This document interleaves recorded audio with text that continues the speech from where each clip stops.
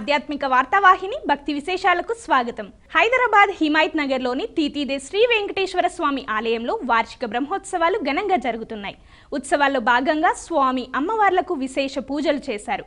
అనంతరం అశ్వవాహనంపై కొలువుదీర్చి మాడవీధుల్లో ఊరేగించారు. మహిళా భక్తుల కోలాటం ఆకట్టుకుంది.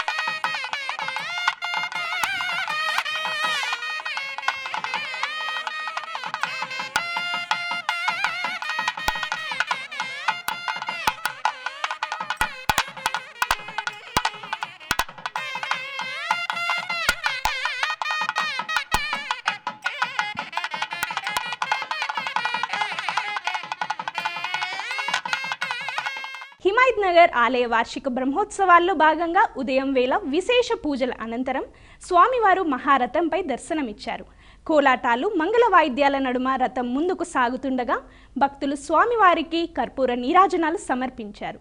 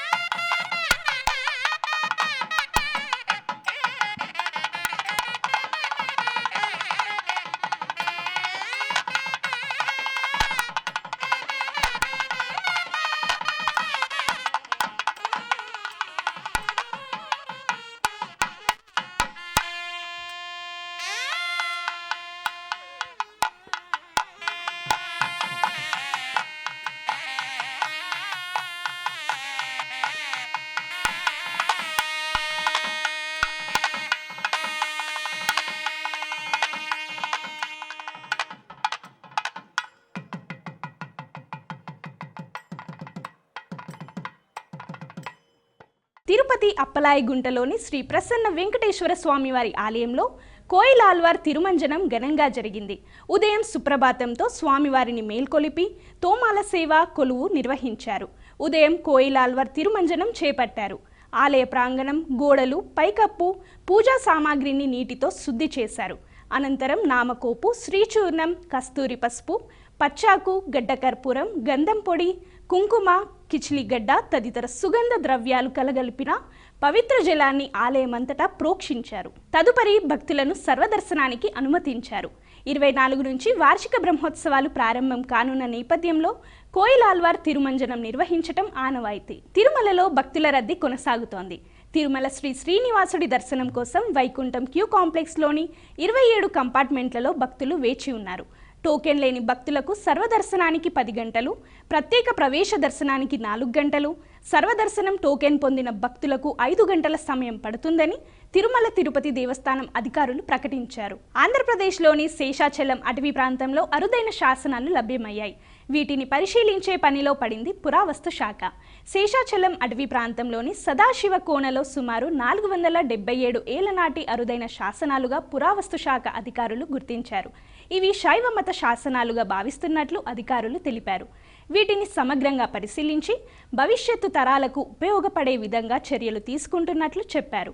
వీలైతే వీటిని పుస్తక రూపంలో అందుబాటులోకి తెస్తామని ప్రకటించారు. శాసనాల ద్వారా వెలుగులోకి వచ్చిన అంశాలపై మరింత పరిశోధన సాగించే ప్రయత్నాల్లో ఉన్నట్లు చెప్పారు. ఇది విజయనగర రాజు అయినటువంటి సదాశివ దేవరాయలు వేయించిన శాసనం. ఇది శక సంవత్సరం 1471 సంవత్సరం ఆనందనామ సంవత్సరం శ్రావణ బహుళ 10 మంగళవారం నాడు విజయనగర రాజు అయినటువంటి సదాశివదేవరాయలు వేయించినటువంటి శాసనం. మీరు అక్కడ చూడొచ్చు, అక్కడ శివుడు, సూర్యుడు, చంద్రుడు. సో మీకు కరెక్ట్గా అక్కడ ఉన్నటువంటి 15 లైన్లు కూడా తెలుగు ఉంది, కన్నడ ఉంది, తమిళ్ 3 భాషల్లో కూడా ఈ శాసనాన్ని వేయించడం జరిగింది. అంటే దీని ద్వారా ఏంటంటే ఆ రోజుల్లో ఇక్కడికి తెలుగు, తమిళ్, కన్నడ అనేటటువంటి శైవ భక్తులు విపరీతంగా వస్తూ ఉంటారు కాబట్టి వాళ్ళకి అర్థం అవ్వాలనేటువంటి ఉద్దేశంతోనే సదాశివదేవరాయలు 3 భాషల్లోనూ వేయించాడు. ఇప్పుడు మనకు బాగా తెలుసు తిరుమలలో ఉన్నటువంటి ఆనంద నిలయం గోడలపైన ఉన్న శాసనాల్లో ప్రతి శాసనం కూడా తెలుగు, తమిళ్, కన్నడ 3 భాషల్లోనూ ఉంటుంది. అంటే అక్కడికి విచ్చేసేటటువంటి భక్తులకి రాజులు చేసినటువంటి కార్యక్రమాలు, సేవలు తెలియాలి కాబట్టి ఆ 3 భాషల్లో వేయించడం జరుగుతుంది. ఇది ప్రత్యేకించి 1471 శక సంవత్సరం, అంటే 477 సంవత్సరాల క్రితము విజయనగరాన్ని పరిపాలించినటువంటి సదాశివదేవరాయలు గుడిమల్లంలో ఉన్నటువంటి పరశురామేశ్వర దేవుడికి జరగాల్సినటువంటి నైవేద్యాలు, అక్కడ జరగాల్సినటువంటి అంగరంగ వైభవాలు, అంటే అంగరంగ వైభవాలు అంటే స్వామివారికి ఉత్సవాలు కావచ్చు, స్వామివారి గుళ్ళో జరగాల్సినటువంటి నాట్యం కావచ్చు, అన్నీ కూడా అన్నమాట. వాటన్నిటికీ సంబంధించినటువంటి ల్యాండ్స్ని ఇవ్వడం జరిగిందనమాట. తిరుపతిలోని శ్రీ కపిలేశ్వర స్వామి ఆలయంలో నటరాజస్వామికి అభిషేకం ఘనంగా జరిగింది. తొలుత శ్రీ నటరాజస్వామి, శ్రీ శివకామిని అమ్మవార్లకు ప్రత్యేక పూజలు చేశారు. అనంతరం మంత్రోచ్చారణలతో, పవిత్ర జలాలతో నటరాజస్వామికి అభిషేకం నిర్వహించారు. ఉత్తర నక్షత్రం సందర్భంగా స్వామివారికి సుగంధ ద్రవ్యాలతో అభిషేకం చేశారు. దీనివల్ల సమస్త గ్రహ దోషాలు తొలగిపోయి భక్తులకు మనశ్శాంతి, ఆధ్యాత్మిక ఉన్నతి చేకూరుతుందని ఆలయ అర్చకులు తెలిపారు. ఆని తిరుమంజనం తిలకించేందుకు భక్తులు ఆలయాలకు చేరుకుని అత్యంత భక్తి ప్రపత్తులతో పూజలు చేశారు.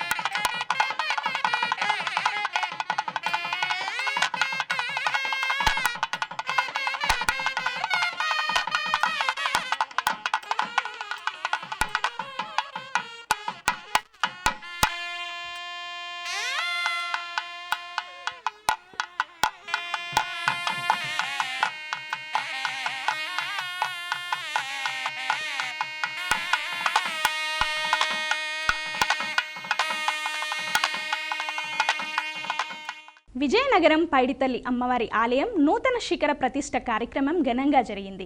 తొలుత స్వామివారికి భక్తులు భక్తి శ్రద్ధలతో పూజలు నిర్వహించారు. ప్రతిష్ఠ మహోత్సవం కుంభాభిషేకంలో ఎమ్మెల్యే అదితి విజయలక్ష్మి గజపతిరాజు పూజలు నిర్వహించారు. అమ్మవారిని దర్శించుకొని హోమంలో పాల్గొన్నారు. పైడితల్లి అమ్మవారి ఆశీస్సులు ప్రజలందరిపై ఉండాలని, ప్రజలందరూ సుఖ సంతోషాలతో ఉండాలని ఆమె ఆకాంక్షించారు. ఈ కార్యక్రమంలో ఆలయాధికారిని శిరీష, వేద పండితులు, భక్తులు పాల్గొన్నారు.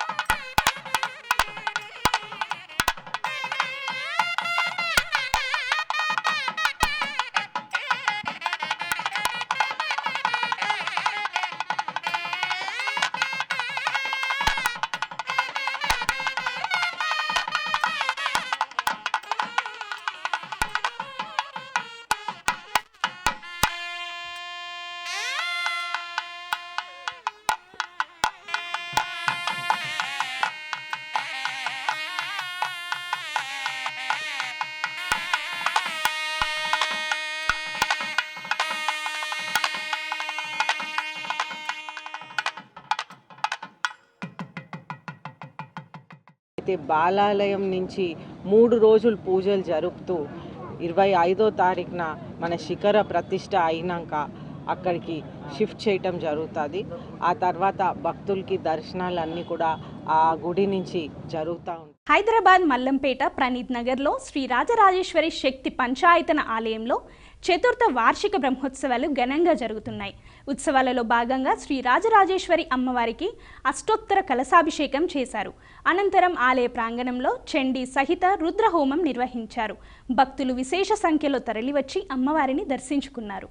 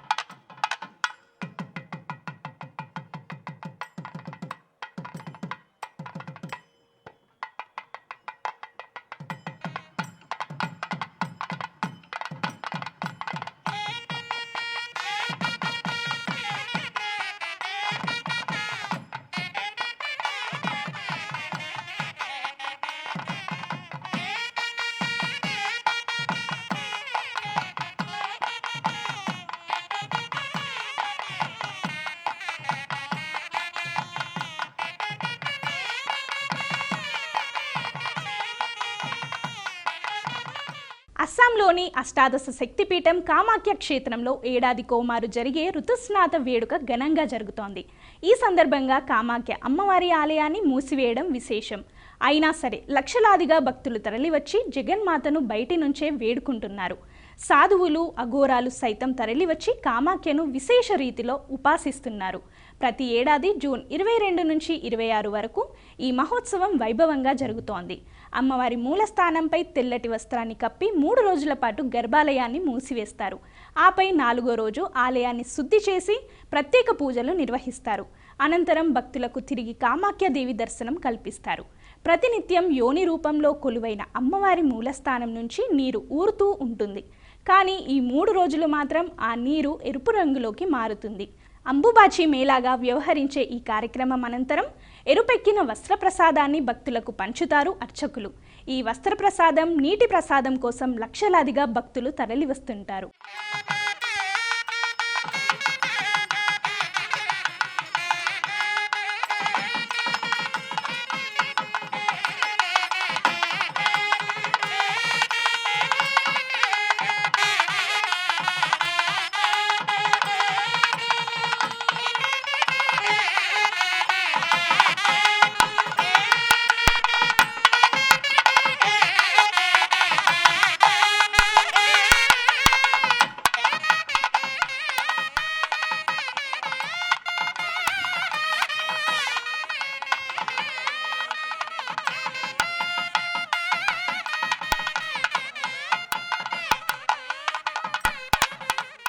రాష్ట్రపతి భవన్లో పద్మ అవార్డుల ప్రధానోత్సవం ఘనంగా జరిగింది.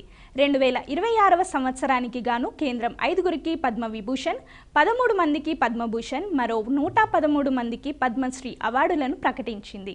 రాష్ట్రపతి ద్రౌపది ముర్ము ఈ ఏడాది 2వ విడత పద్మ అవార్డులను రాష్ట్రపతి భవన్లో అందించారు. ఈ వేడుకలో ప్రధాని నరేంద్ర మోదీ, హోంమంత్రి అమిత్ షాతో పాటు కేంద్ర మంత్రులు పలువురు పాల్గొన్నారు. తెలుగు రాష్ట్రాల నుంచి సినీ నటులు మాగంటి మురళీమోహన్, రాజేంద్ర ప్రసాద్, సైన్స్ విభాగం నుంచి గడ్డ మనుగు చంద్రమౌళి తదితరులు పద్మశ్రీ అవార్డులను అందుకున్నారు. माननीय राष्ट्रपति महोदय, आपकी आज्ञा हो तो पद्म पुरस्कार 2026 के अलंकरण समारोह की कार्रवाई आरंभ की जाए. धन्यवाद.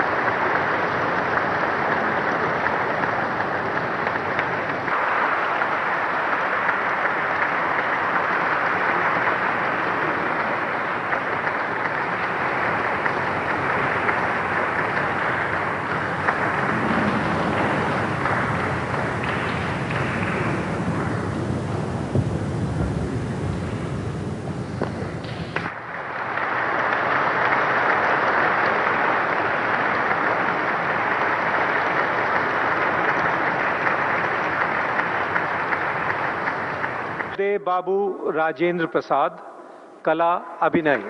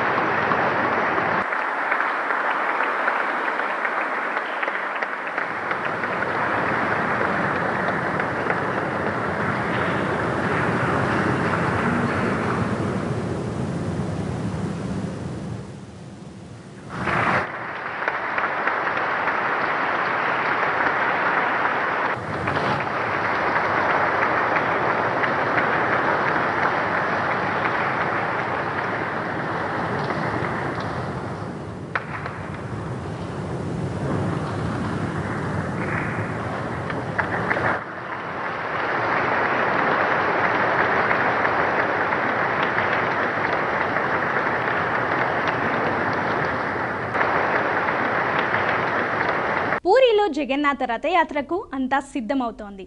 విశ్వ ప్రసిద్ధి చెందిన పూరి రథయాత్ర జూలై 16న నిర్వహించనున్నారు.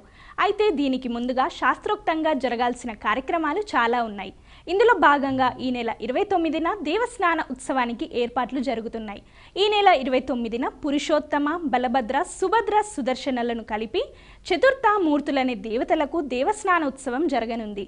జ్యేష్ఠ పౌర్ణమి పర్వదినాన్ని పురస్కరించుకొని శ్రీక్షేత్రంలోని గర్భగుడి నుంచి మూర్తులను పొహండిగా ఆలయానికి తీసుకురానున్నారు.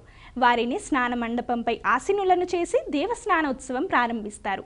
దేవస్నాన ఉత్సవంలో 108 కలశాల పవిత్ర జలాలతో వారికి స్నానం చేయిస్తారు. చతుర్థ మూర్తులకు దేవస్నానం తరువాత శ్రీ జగన్నాథుడు గజానన అవతారంలో భక్తులకు దర్శనమిస్తారు. ఈ దేవస్నానం తరువాత నుంచి ఘోషయాత్రకు ఏర్పాట్లు మరింత ముమ్మరం అవుతాయి. 29వ తేదీన ఉదయం 4:30కు మంగళ హారతితో ప్రారంభమై రాత్రి 2:30కు గోప్య సేవలతో దేవస్నాన ప్రక్రియ ముగుస్తుంది. దీనిని తిలకించేందుకు లక్షలాది మంది భక్తులు పూరి క్షేత్రం చేరుకుంటారు. ఇందుకు అవసరమైన అన్ని ఏర్పాట్లు చేస్తోంది శ్రీక్షేత్రం ట్రస్ట్ బోర్డు. హైదరాబాద్ రవీంద్ర భారతిలో తెలంగాణ సంగీత నాటక అకాడమీ ఆధ్వర్యంలో జాతీయ నృత్యోత్సవాలు ఘనంగా ప్రారంభమయ్యాయి. అర్ధనారీశ్వరం పేరిట నిర్వహిస్తున్న ఈ ఉత్సవాల్లో వివిధ రాష్ట్రాలకు చెందిన ప్రతిభ కలిగిన కళాకారులు పాల్గొన్నారు. ముఖ్య అతిథిగా ఉప ముఖ్యమంత్రి మల్లుబట్టి విక్రమార్క జ్యోతి ప్రజ్వలన చేసి ఉత్సవాలను ప్రారంభించారు. విలక్షణ కార్యక్రమాలతో గుర్తింపు పొందిన తెలంగాణ సంగీత నాటక అకాడమీ జాతీయ స్థాయిలో ఉత్సవాలు నిర్వహించి తెలంగాణ ఖ్యాతిని చాటి చెప్పడం అభినందనీయమని మల్లు భట్టి విక్రమార్క సంతోషం వ్యక్తం చేశారు. కళాకారులను గౌరవించుకోవడం అంటే సంస్కృతి సంప్రదాయాలను కాపాడుకోవడం, ప్రోత్సహించడమే అని ఆయన అన్నారు. సభాధ్యక్షతన వహించిన తెలంగాణ సంగీత నాటక అకాడమీ అధ్యక్షురాలు ఆచార్య డాక్టర్ అలేఖ్య పుంజాల మాట్లాడుతూ 100 రోజుల ప్రజా పాలన ఉత్సవాల్లో భాగంగా ముఖ్యమంత్రి రేవంత్ రెడ్డి ఆదేశాల మేరకు మునుపెన్నడూ జరగని రీతిలో అత్యంత వైభవోపేతంగా జాతీయ స్థాయి నృత్యోత్సవాలకు శ్రీకారం చుట్టినట్లు తెలిపారు. సాంస్కృతిక శాఖ మంత్రి జూపల్లి కృష్ణారావు తదితరులు కార్యక్రమంలో పాల్గొన్నారు. ఇవి ఈనాటి భక్తి విశేషాలు. తదుపరి ఆధ్యాత్మిక వార్తావాహిని భక్తి విశేషాల్లో మళ్ళీ కలుద్దాం. అంతవరకు సెలవు. నమస్కారం.